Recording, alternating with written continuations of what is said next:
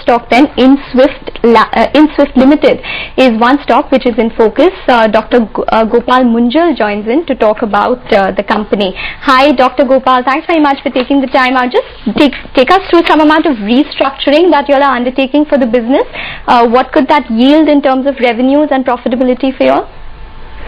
Yeah, as you might have seen the balance sheet of the current financial year, I think we are growing consistently over the last 5 years, and this year's growth is also almost 30%.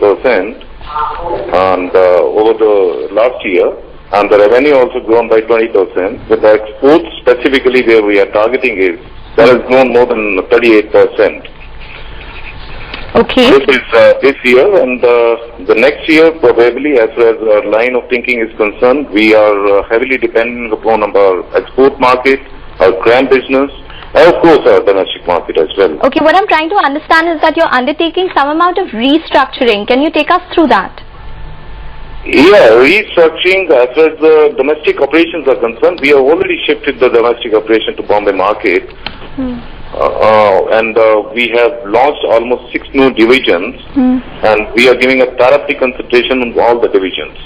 So specifically on gynae, pediatrics, oncology. Oncrete is the new division which we have launched specifically for ICU and oncology products. So this restructuring of the marketing operations, they have definitely given us a dividend during the year, and we have seen the definite increase in the domestic sales as well. And we are hopeful that in the next year there will be much more, although we have envisaged and we have targeted almost 40% during the next year. Okay.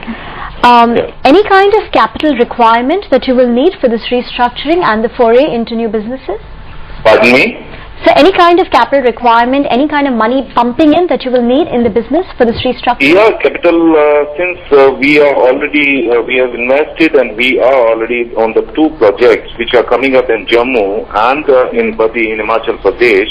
Those are almost new generation cephalosporins and high-end ointment section with 120 million of ointment in a year. These 2 projects we are going to start or commissioned within the next coming 3 to 4 months, and we have already invested more than 70 crore rupees on these 2 projects, and definitely the fund requirement that is being met out with the bank funding and of course from the market as well. All right, many thanks Mr. Munjal for joining us.